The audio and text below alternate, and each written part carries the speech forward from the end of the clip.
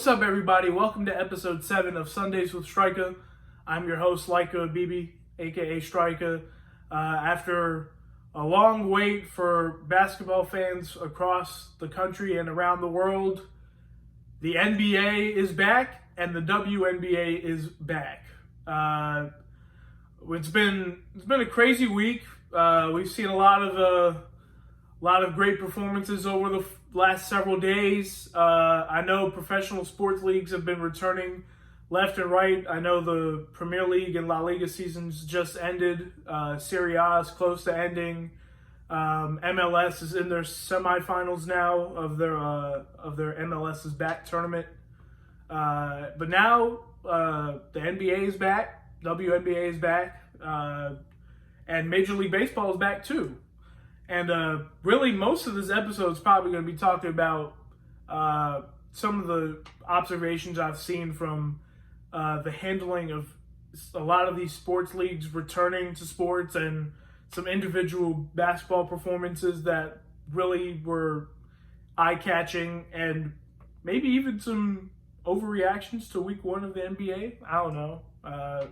Maybe save that for the end. But in terms of how professional sports leagues like the WNBA and NBA have handled it. Of course, they both went into the little bubble, and there are certain rules where you can't go outside of where they're staying and all this stuff. Like I know Lou Williams. I know everybody has heard this by now, but Lou Williams went over to Magic City just to get some wings. So I'm just not. I know you guys know the story. I don't know how much I can disclose on here because, this is a family show. But yeah, there have been certain rules put into place to ensure the safety of all the coaches, trainers, players that have really helped the NBA and WNBA get off to a great start as a whole. And I really think I got to commend everybody involved because I wasn't really sure about this at first. I'm not going to lie. I've been vehemently on the record saying that they should chill out with sports, but if they found a way to make it safe, then by all means, if they feel it's safe, they can go ahead and resume action. And either way, it was good to see that both leagues really embraced this bubble and are getting off to a great start. Of course, both leagues have also taken measures to ensure that they had the right to express themselves as they fight the good fight against injustice, against against African Americans and pretty much anything they want to stand for, like anything that they wanted to put on their jersey, they could put it on. But really, the WNBA has done an amazing job. They put on their jerseys, they could have their last name, but then they put also the victims of injustice pretty much on their back of their jersey as well. The NBA players have been wearing some have been able to put peace or equality or Black Lives Matter or anything they want to put on the back of their jersey to promote social justice. And really, it's been really interesting. I know there's a lot of controversy with what Jonathan Isaac did. Jimmy Butler said he chose that he wasn't going to wear anything on the back of his jersey, and he is one interesting character, of course, and he of course was still forced to wear his normal jersey with Butler on the back of it eventually, but we'll see what else goes on there. But really just impressed with how both of those leagues have handled the return to basketball. I know everybody is excited to see how the rest of the season for the NBA and really the entire WNBA season, because they just started their season officially. I think they usually start in the summer, so it was just a few months late for them, really. And of course, the NBA is trying to finish their season and get to the playoffs and get it done. So Really impressed with how both leagues have handled it. Also, got to say the MLS has done a really good job too. The games have been really, really exciting to watch. I know Portland just got to the semifinals. It was a crazy. They were down 1-0 and came back and won 3-1, I think. And there were some crazy goals in that game. I think it was pretty wild. And really, that entire tournament, I've actually liked how that tournament has shaken out so far. It's been really cool. I definitely gotta commend them for how they've handled things too. I mean, there's been those three leagues, the NBA, WNBA, and MLS, have all really done a good job handling the situation with COVID-19, at least at the start. But COVID-19 is everywhere, and people still got to be safe no matter what. And Major League Baseball hasn't been that safe. I mean, I'm sure you've seen now that the Miami Marlins and St. Louis Cardinals have now had COVID-19 outbreaks, forcing game postponing and schedule changes and doubleheaders and all this other stuff. I mean, the MLB has been a whirlwind, and I don't know how they're going to get that under control. It's just really been that's kind of what I wanted to go with this first little segment of the show. Like, the leagues, the MLS, WNBA, NBA that have done well, and also really soccer in general has done pretty decent job too. Versus a league that hasn't really done the best job in Major League Baseball so far. Nonetheless, all those teams, all those three leagues I just mentioned, all have bubbles, and Major League Baseball doesn't. And at least so far, there seems to be a significant difference in bubble versus no bubble, or I guess bubble versus bursted bubble. I don't know, but either way, I really feel like Major League Baseball has got to make a choice here, because it could get out of control fast if they don't handle it. And who knows what can happen next, really? Because really, Major League Baseball, I know fans have been waiting all this entire spring and summer for Major League Baseball, only for that to likely be pressured into, who knows, postponing the season again, or canceling the season, or even who knows? Because really, it's just been an absolute whirlwind for baseball fans, players, coaches, managers. I mean, it's been a whirlwind, and in the front office. I mean, it's not been what any fan of baseball has hoped for so far. And honestly, I'm not sure how they can recover from this, because you now have two franchises that have seen COVID-19 outbreaks, and the Cardinals are obviously one of the league's best franchises, and they're a decent squad this year. I mean, it's not looking great. I'm not gonna lie to you. I know there are a lot of people who don't want to say this out loud, but not looking good for you, Major League Baseball. You guys need to tighten up, and tighten up fast, or else it's going to go. It's going to be a whirlwind.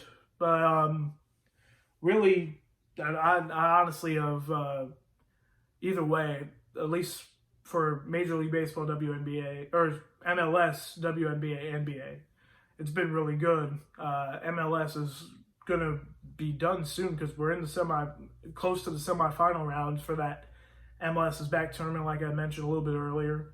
Of course, in terms of individual performances, I think every WNBA fan was very excited, including myself, very excited to see Sabrina Ionescu of the New York Liberty play, and then very devastated to find out that she got hurt, and hurt really badly. I think it was a grade 3 ankle sprain. That just hurts. It's devastating. Like, she came into the league as arguably, at least for the first few weeks of the season, she was probably going to be the biggest box office appeal in the entire league, because of how excited she is to watch it. She's a great basketball player. And it really saddened me to see her get hurt the other day. It was I think I think I know there are a lot of actually yeah I know a lot of fans are sad to see that Sabrina Ionescu got hurt, and it's devastating for the New York Liberty, who are already struggling even with how great she was playing. Actually, well, she had a rough first game shooting the ball, but other than that, like she showed all. Like next game, she went crazy, and that's all she did at Oregon. All she did was go crazy.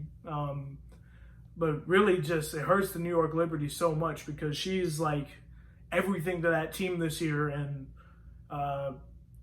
without her for what was it, at least a month? That's not great. It's not looking great for the New York Liberty. I'll tell you that right now. Nonetheless, it really hurt because the WNBA needs players like Sabrina Ionescu to really be that box office appeal for the league. And I know there's talent everywhere. Like Candace Parker is one of my favorite players, and she's consistently been great. And the Sparks has got Simone Augustus too. So they're gonna be an interesting team to watch too. So like it's really just crazy, like seeing Sabrina get hurt, because she was one of my favorite players to watch at the college level over the last few years, and all she did was get buckets and get triple doubles. So well wishes to her. Definitely hope she gets back soon. But at least in terms of WNBA thoughts to start the year, like I was just kind of starting to get into that. Seeing Breanna Stewart back in action is so great, because I was so sad when she hurt her Achilles. I was just like, oh, come on. Because this girl at her age, this woman here, she's won everything by what, age 25? She's 4 rings at the national at the NCAA level, Finals MVP, League MVP, WNBA champion. Like, this woman could straight ball, and that hurt too when she got hurt. When she originally hurt her Achilles, like all she does is get buckets, and she's a cheat code really, because she can stretch the floor at 6'4", ball handler extraordinaire, can shoot the three and rebound like crazy. In Seattle, obviously, without Sue Bird at the beginning of the year, she's gonna have to be Brianna's gonna have to be really big for them, and so is Jewel Lloyd. I was watching their game against the Sparks yesterday, and Jewel couldn't miss, at least at the start. And even the Sparks kind of they struggled early, but still made it a game at the end. It was a great basketball game all the way around. But really, I think the overarching topic is Sabrina Ionescu's injury and how much it's going to hurt. I think it does hurt the league a lot that she won't be playing over the next few weeks, because everybody's been looking forward to see her play, and including myself. I was really excited, and she had been delivering the goods to start. I mean, there's a whole bunch of other things I could get into, but I wanted to quickly transition to the NBA. Really, just the first few weeks of the bubble have been quite interesting out there. Both leagues are in Florida, of course. WNBA is at IMG Academy, and I believe NBA is at the Disney World of Sports. If I'm wrong, you guys can correct me on that. But really, it was 2 really great games to start off the return. I mean, the Pelicans and Jazz played tight ball game. Brandon Ingram was great up until the second half. He started getting tired and missing shots. The Jazz found a way to come back and win that game despite struggling most of it.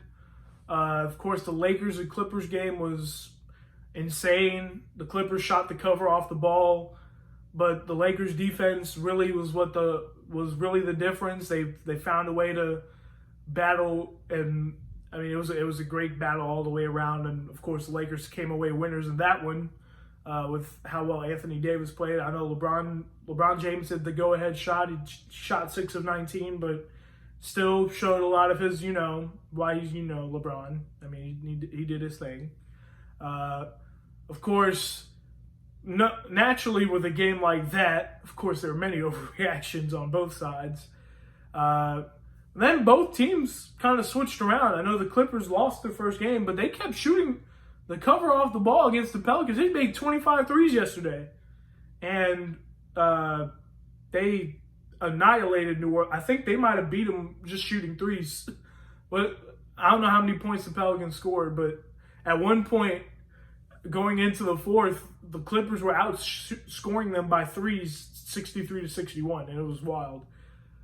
Meanwhile, the Lakers, after beating the Clippers the way that they did with impressive defense, they got stymied against a very, very dangerous Toronto Raptors squad. And yes, this same Raptors squad without Kawhi Leonard, I don't know if this is a hot take or not, but they can do this, honestly. They can repeat. It's crazy. As crazy as that sounds, they're definitely not the favorites for me, but they are as dangerous a team as there is in the league right now, and they can beat Milwaukee. I do think that. I think they're very capable of doing so. With how well Pascal Siakam has played all season long. I know I've been a detractor of Kyle Lowry, but I mean the last playoff run was incredible, and he's taken it into this year and played really well too. OG Anunoby's playing well. He's back now, consistently playing. When you have experience like Marc Gasol and Serge Ibaka on your front line that have played so many NBA games in general and playoff games, it's a scary roster. And Nick Nurse is one of the best coaches in the league. They defend their tails off, and they can give some teams a little bit of hell, I'll tell you. But still, I'll probably still favor the Bucks. Giannis, I know, Greek Freak, probably could have fouled out 4 times against Boston. Let's just be real here. But, man, he's just on another level and could repeat as MVP, really. He took the Celtics behind the woodshed on Friday night. A lot of games where, defenses weren't really up for it. I think Friday over the 5 was, I don't know how many games were played, but all the teams that played that night combined to average 128.3 points per game, which I think was like the highest on a single day ever.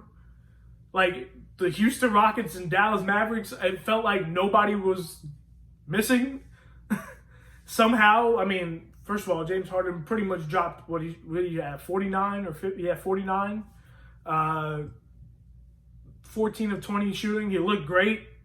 I know the Mavericks probably should have won that game. It's a costly loss for them.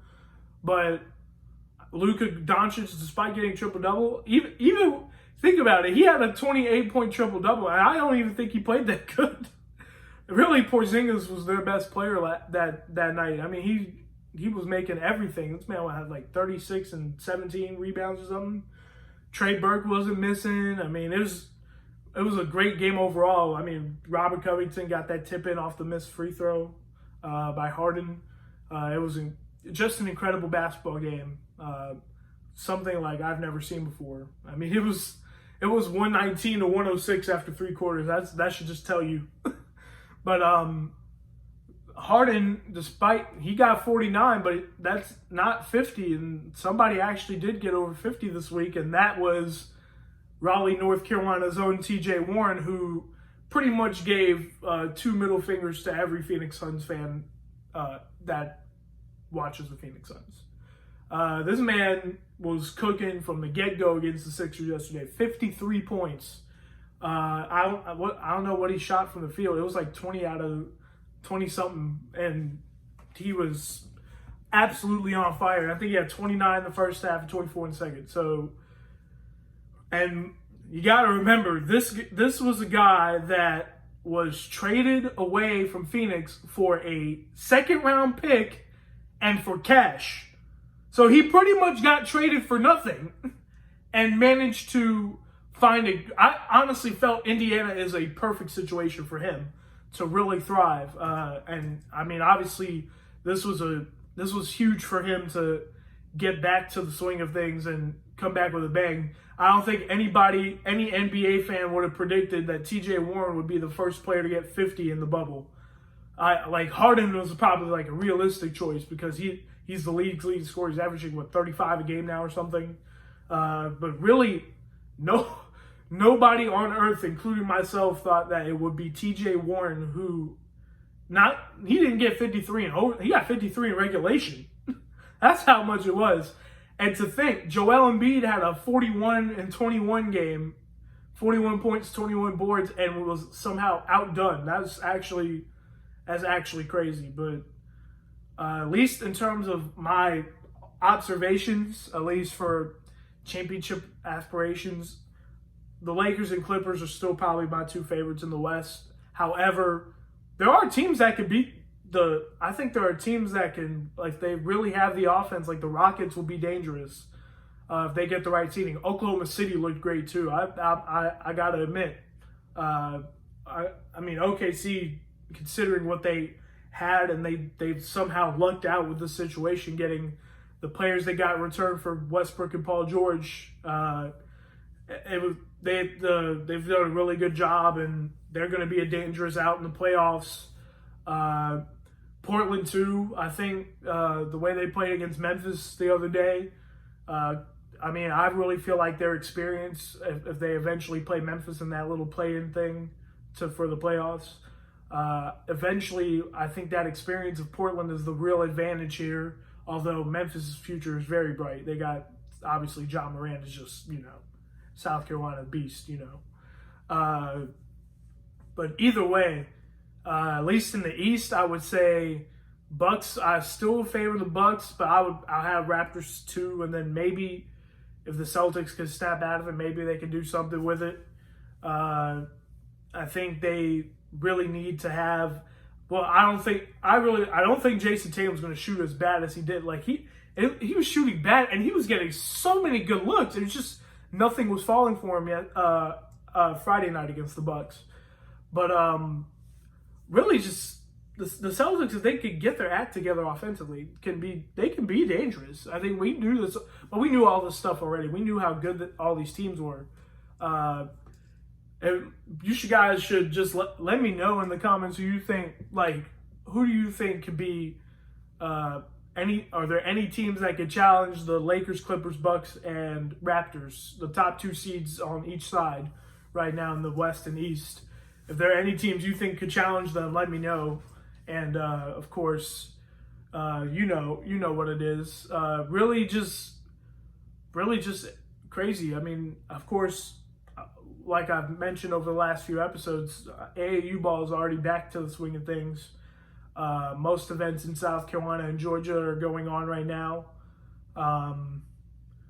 Really just really good. Really good for the organizations that are running these events to help get the kids seen and make sure they're safe as well while doing so. Nonetheless, it was an interesting week here and there.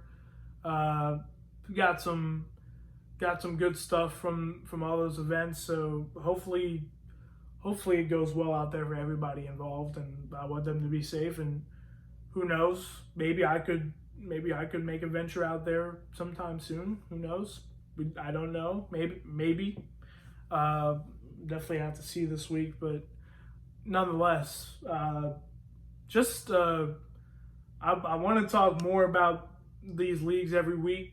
I know I didn't get as much WNBA as I wanted to in, but it's still very early in the WNBA season. I still think Minnesota Lynx' big three, with Sylvia Fowles leading the way, they're still a dangerous team, even though they did lose Simone Augustus to LA, which still feels so weird. Simone Augustus is always like Minnesota, It's always weird seeing players in different jerseys after a while. This is just a random thought to close it. Dwayne Wade leaving to go to Chicago was so weird, and then going to Cleveland was even weirder. He should have never left Miami, but Miami did him dirty originally. But thankfully, he made his way back to Miami. I mean, even when LeBron left for Miami the first time, like that was just weird. Like seeing players in different jerseys was weird. Like after at least 10 years on one team, you know. But either way, I do want to talk more WNBA. I would love guests on the show. I just haven't been able to find anyone that wants to be on with me, and that's okay. This is kind of a D-rate show right now. But hopefully, if you guys want to be a guest, you know where to find me on social media too. So either way, covered some good topics. Bubble versus no bubble, and how MLB has really been like here while all the other leagues are here. And just a few observations from professional basketball's return on the women's and men's side.